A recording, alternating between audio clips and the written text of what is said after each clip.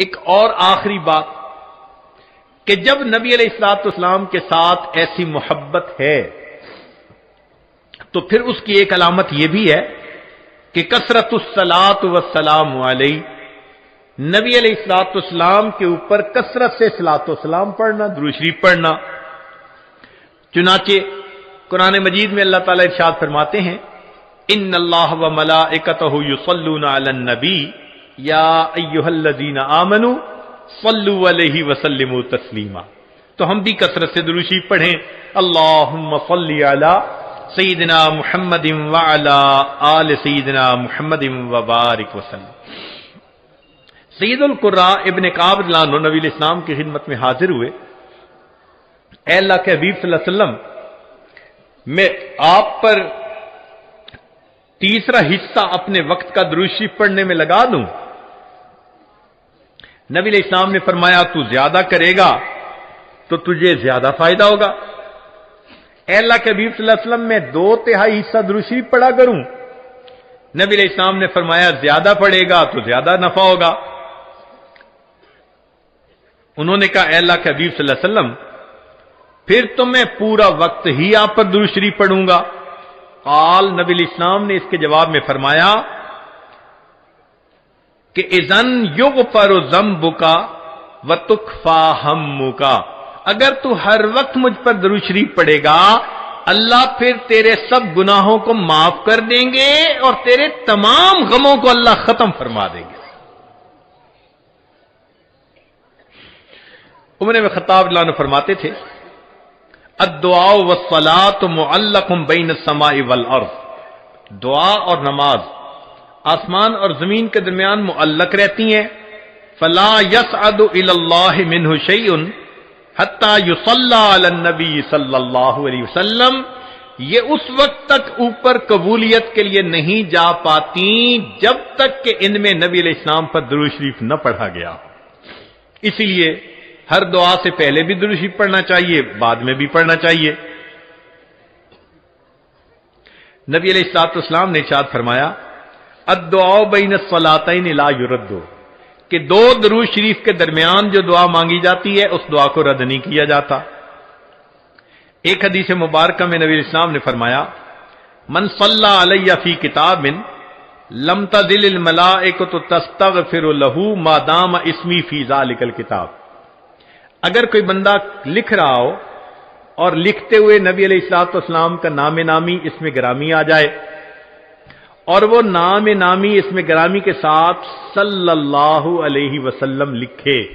تو نبی علیہ السلام نے فرمایا جب تک اس کتاب میں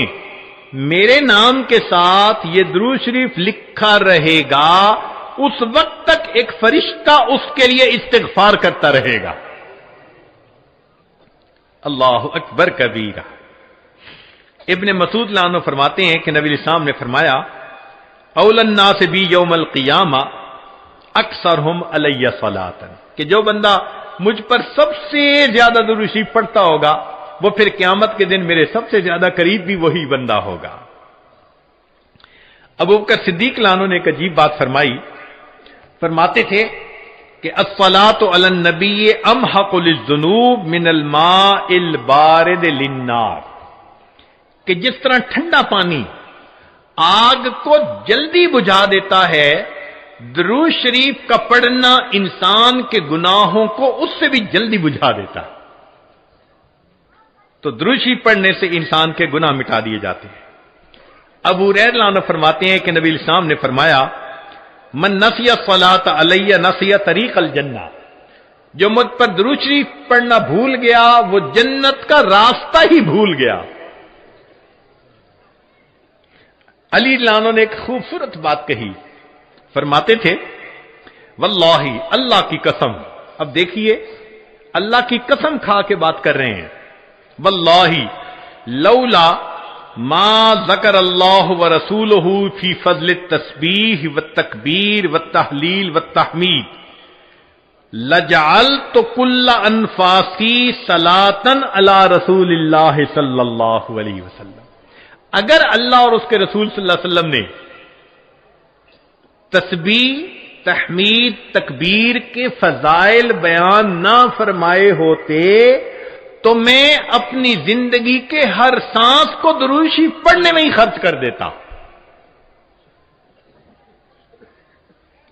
ایک اور حدیث مبارکہ سنیے. نبی علیہ الصلوۃ والسلام کے ساتھ صدیق اکبر بیٹھے ہوئے ہیں. ایک نوجوان آیا, نبی علیہ السلام نے اسے اپنے اور صدیق اکبر کے درمیان بٹھا دیا. پھر فرمایا کہ ابو بکر, میں نے تیرے اور اپنے درمیان اس کو بٹھا دیا, اس بات پہ حیرت تو ہوئی ہوگی. اللہ کے نبی صلی اللہ علیہ وسلم بڑی حیرت ہو رہی ہے. فرمایا ان ھذا الفتى یصلی علی صلاۃ ما یصلیھا علی احد من امتی, میرا یہ نوجوان امتی پر ایسا درود شریف پڑھتا ہے کہ جو درود شریف میری امت میں سے کوئی دوسرا مجھ پر نہیں پڑھتا, اس کی وجہ سے میں نے اس کو اپنے قریب بٹھایا. پھر نبی علیہ السلام نے کہا کہ وہ کیا درود شریف پڑھتا تھا, اللہم صلی علی محمد عدد من صلی علیہ وصلی علی محمد عدد من لم یصلی علیہ وصلی علی محمد کما امرت بالصلاۃ علیہ وصلی علی محمد کما تحب ان یصلی علیہ وصلی علی محمد کما ینبغی ان یصلی علیہ. چنانچہ ہمارے اکابر علماء دیوبند نے باقاعدہ تفصیل لکھی ہے کہ کس کس موقع پر درود شریف پڑھنا چاہیے. دخول المسجد والخروج منہ, مسجد میں داخل ہوتے ہوئے یا مسجد سے نکلتے ہوئے درود شریف پڑھنا چاہیے. والتشہد, التحیات میں بھی درود شریف سب پڑھتے ہیں. ورؤیت المساجد, جب مسجد پر نظر پڑے تو اس وقت بھی درود شریف پڑھنا چاہیے. دخول الاسواق, بازار میں داخل ہوتے ہوئے درود شریف پڑھے. دخول البیت والخروج منہ, گھر میں داخل ہوتے ہوئے گھر سے نکلتے ہوئے بھی درود شریف پڑھنا چاہیے. نسیان الحاجہ, اگر بندہ کوئی بات بھول جائے, چیز رکھ کے بھول جائے, بات بھول جائے, اس وقت بھی نبی علیہ السلام پر درود شریف پڑھنا چاہیے. وقت الفقر, تنگ دستی کے وقت میں بھی درود شریف پڑھے. فی البدایت فی العلم, اور جب کتاب پڑھنے بیٹھے اس وقت بھی درود شریف پڑھے. فی البدایت فی الخطب, جب خطبہ دینا ہو, بیان کرنا ہو تو بھی درود شریف پڑھے. والانتہاء من مجالس العلم, جب علم کی مجلس کا اختتام ہو تو بھی درود شریف پڑھے. فی لقاء الاخوان, دو مسلمان بھائی آپس میں ملیں تو بھی درود شریف پڑھیں. فی موادعتہم و مفارقتہم, پھر مدارستاً حدیث نبوی, نبی علیہ السلام کی حدیث مبارکہ جو پڑھائی جائے تو اس وقت بھی درود شریف پڑھیں. عند تذکرتہ صلی اللہ علیہ وسلم, نبی علیہ السلام کا جب تذکرہ ہو تو درود شریف پڑھے. عند ذکر اصحابہ, حتیٰ کہ نبی علیہ السلام کے صحابہ کا تذکرہ ہو اس وقت بھی درود شریف پڑھے. عند ذکر شیء من معاصرہ, نبی علیہ السلام سے نسبت رکھنے والی کوئی یادگار چیز کا تذکرہ ہو تو اس وقت بھی درود شریف پڑھے. عند دخول المدینہ, مدینہ طیبہ میں داخل ہوتے بھی پڑھے. اور عند المرور علی قبرہ صلی اللہ علیہ وسلم, جب نبی علیہ السلام کے سامنے حاضر ہو مواجہ شریف پر تو اس وقت بھی درود شریف پڑھے. درود شریف کے فوائد کیا ہیں, کچھ دیر یہ بھی ذرا سن لیجئے. فرمایا انہا سبب لہدایت المصلی وحیات قلبہ, درود شریف کے پڑھنے سے دل زندہ ہوتا ہے اور پڑھنے والے کو اللہ ہدایت کے اوپر رکھتے ہیں. انہا سبب لزیادت محبت رسول اللہ صلی اللہ علیہ وسلم, درود شریف کے زیادہ پڑھنے سے نبی علیہ الصلوۃ والسلام کے ساتھ زیادہ محبت بڑھ جاتی ہے. انہا سبب لزیادت محبت العبد لرسول اللہ صلی اللہ علیہ وسلم, جو درود شریف زیادہ پڑھتا ہے اس بندے کی محبت نبی علیہ السلام کے قلب مبارک میں بھی زیادہ ہو جاتی ہے. انہا سبب قرب العبد من ربہ یوم القیامہ, درود شریف کا زیادہ پڑھنا قیامت کے دن اللہ رب العزت کے قرب کا سبب بنتا ہے۔ انہا اداء لشیء من حقہ صلی اللہ علیہ وسلم، نبی علیہ الصلوۃ والسلام کے جو احسانات ہیں، درود شریف کا زیادہ پڑھنا گویا ان احسانات کا بدلہ چکانے والی بات ہے۔ انہا سبب کفایت اللہ عبدہ ما اہمہ، جو پریشانیاں ہوتی ہیں درود شریف کے صدقے اللہ رب العزت ان پریشانیوں کو ختم کر دیتے ہیں۔ انہا سبب اجابت الدعاء، دعا کی قبولیت کا یہ سبب ہوتا ہے۔ انہا سبب زکات و طہارت للمصلی، جو درود شریف پڑھنے والا ہے اس کا دل اس سے صاف ہوتا ہے، اس کا نفس پاک ہوتا ہے۔ اور ایسے آدمی کو حدیث میں پاک میں فرمایا کہ جو درود شریف زیادہ پڑھتا ہے وہ بخیل نہیں ہوتا، پھر جو درود شریف زیادہ پڑھتا ہے وہ قیامت کے دن کی حسرت سے بچ جاتا ہے، اور جو درود شریف زیادہ پڑھتا ہے ملائے اعلیٰ میں اس بندے کی تعریفیں بہت ہوتی ہیں، اور اس کے عمر میں اس کے وقت میں اللہ برکتیں عطا فرما دیتے ہیں۔ اور انہا سبب لتثبیت قدم العبد علی الصراط، جو بندہ درود شریف زیادہ پڑھتا ہے قیامت کے دن پل صراط سے گزرتے ہوئے اس کے پاؤں اتنے مضبوط ہوں گے، درود شریف زیادہ پڑھا ہوگا۔ اور ایک اور بات، انہا سبب لثقل کفۃ المیزان، کہ یہ درود شریف میزان کے پلڑے کے بھاری ہونے کا سبب بن جائے گا۔ اب اس بارے میں ایک حدیث مبارکہ ہے، وہ ذرا سن لیجئے کہ درود شریف کا قیامت کے دن کیا سبحان اللہ کیا شان ہوگی۔ ایک حدیث مبارکہ علامہ جلال الدین سیوطی رحمۃ اللہ علیہ نے التذکرہ میں اس کو ذکر کیا ہے، اور ابن ابی دنیا اور نمیری نے اس کو الاعلام کتاب میں ذکر کیا ہے۔ فرماتے ہیں کہ عبداللہ لانو ایک صحابی اس کے راوی ہیں کہ نبی علیہ السلام نے ارشاد فرمایا، ان لآدم علیہ السلام من اللہ عز وجل موقفا فی فسح من العرش، قیامت کے دن آدم علیہ السلام کو اللہ تعالیٰ عرش کے سامنے ایک ایسی جگہ عطا فرمائیں گے، علیہ ثوبان اخضران، ان پر دو سبز کپڑے ہوں گے، یعنی سمجھیں تہبند بھی سبز اور کرتا بھی سبز، کأنہ نخلۃ سحوق، جیسے شاخیں کٹی ہوں نا تو سیدھا کھجور کا درخت ہوتا ہے، اس طرح آدم علیہ السلام کا اونچا لمبا قد مبارک ہوگا۔ ینظر الی من ینطلق بہ من والدہ الی الجنہ ومن ینطلق بہ الی النار، اونچے قد کی وجہ سے آدم علیہ السلام دیکھ رہے ہوں گے کہ ان کی اولاد میں سے کس کو جنت لے جایا جا رہا ہے اور کس کو جہنم لے جایا جا رہا ہے۔ فبینا آدم علی ذلک،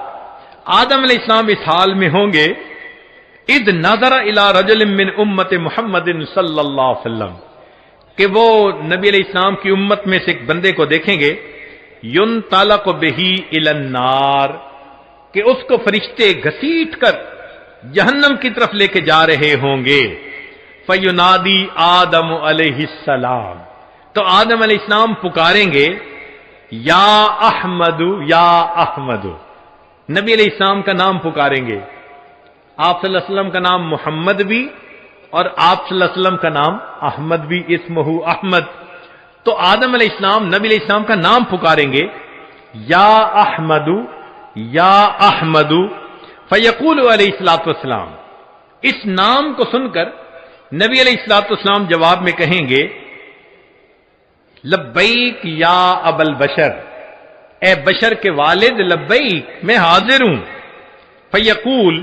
وہ بتلائیں گے، ھذا رجل من امتی کا، یہ آپ کی امت کا ایک بندہ ہے، ینطلق بہ الی النار، اس کو جہنم کی طرف لے جایا جا رہا ہے۔ قال صلی اللہ علیہ وسلم، نبی علیہ السلام نے فرمایا، فاشد المئزرہ، میں اپنی چادر کو کس کے باندھ لوں گا۔ یہ عربوں میں ایک مقولہ تھا، جب انہیں کسی اہم کام کے لیے اٹھنا ہوتا تھا نا تو کہتے تھے جی ذرا چادر کو کس کے باندھو چلو، تو تو نبی علیہ السلام فرماتے ہیں میں اپنی چادر کو کس کے باندھ لوں گا، وَأَسْرَعُ فِي أَثَرِ الْمَلَائِكَةِ، اور میں تیزی سے چلوں گا ان فرشتوں کے پیچھے جو میرے امتی کو جہنم لے کے جا رہے ہوں گے، فَأَقُولُ، اور میں یہ کہوں گا، یا رسول ربی، اے میرے رب کے نمائندو، کفو، رک جاؤ، فیقولون، وہ آگے سے جواب دیں گے، نحن الغلاظ الشداد، ہم بڑے قوی اور سخت گیر ہیں، لا نعصی اللہ تعالی ما امرنا، جو اللہ حکم دیتا ہے ہم اس کی نافرمانی نہیں کرتے، ونفعل ما نؤمر، اور ہم وہ کرتے ہیں جس کا ہمیں حکم ملتا ہے، فَإِذَا آئِسَ النَّبِيُّ صلی اللہ علیہ وسلم، جب اللہ کے نبی صلی اللہ علیہ وسلم ان سے مایوس ہو جائیں گے کہ میرے کہنے کے باوجود یہ فرشتے جا رہے ہیں لے کے جہنم کی طرف، رک نہیں رہے، تو نبی علیہ السلام فرماتے ہیں، قبض علی لحیتہ بیدہ الیسریٰ واستقبل العرش بوجہہ، نبی علیہ السلام اپنے بائیں ہاتھ سے اپنی ریش مبارک کو پکڑیں گے اور اپنے چہرے انور کو آسمان کی طرف کر کے دیکھیں گے، عرش کی طرف کر کے دیکھیں گے۔ عربوں میں یہ ایک طریقہ تھا کہ جب کسی سے معافی مانگنی ہوتی، منانا ہوتا، تو عاجزی کا طریقہ تھا کہ داڑھی پہ ہاتھ رکھ کے بڑی لجاجت کے ساتھ اس کی طرف محبت سے دیکھتے تھے، فریاد کرتے تھے، بھئی ہم پہ رحم کھا لو۔ نبی علیہ السلام جب فرشتوں کو دیکھیں گے کہ وہ رک نہیں رہے، میری امتی کو لے کے جہنم میں جا رہے ہیں، آقا صلی اللہ علیہ وسلم فرماتے ہیں، میں اپنی بایاں ہاتھ اپنی ریش کے اوپر رکھوں گا اور میں آسمان عرش کی طرف اپنے چہرے انور کے ساتھ دیکھوں گا۔ پھر نبی علیہ السلام فیقول فرمائیں گے، یا ربی قد وعدتنی اللہ تخزینی فی امتی، اے اللہ آپ نے وعدہ نہیں فرمایا تھا میری امت کے معاملے میں آپ مجھے رسوا نہیں فرمائیں گے۔ فیاتی النداء من قبل العرش، عرش کے اوپر سے ایک آواز آئے گی، اطیعوا محمدا، او میرے فرشتوں محمد صلی اللہ علیہ وسلم کی اطاعت کرو، وردوا ھذا العبد الی المقام، اور اس بندے کو واپس جہاں سے لائے تھے میزان کے قریب وہیں جا کر چھوڑ کر آؤ۔ چنانچہ وہ فرشتے اس بندے کو وہاں جا کر چھوڑیں گے، فیخرج صلی اللہ علیہ وسلم، اب دوبارہ وزن شروع ہوگا، نبی علیہ الصلوۃ والسلام ایک چھوٹا سا کاغذ کا پرزہ بطاقتن، کاغذ کا پرزہ نکالیں گے، بیضاء، سفید ہوگا، کل ان ملتے، جیسے انگلی کا پورا ہوتا ہے اس کے برابر ہوگا، فیلقیھا فی کفۃ المیزان الیمنی، اس کاغذ کے ٹکڑے کو نبی علیہ السلام نیکیوں کے پلڑے میں ڈال دیں گے، وہو یقول بسم اللہ، اور نبی علیہ السلام ڈالتے ہوئے بسم اللہ فرمائیں گے، فترجع الحسنات علی السیئات، نیکیوں کا پلڑا بھاری ہو جائے گا، گناہوں کا پلڑا ہلکا ہو جائے گا، فینادی المنادی، ندا دے گا وہ ندا دینے والا، سوئدہ و سوئدہ جدہ،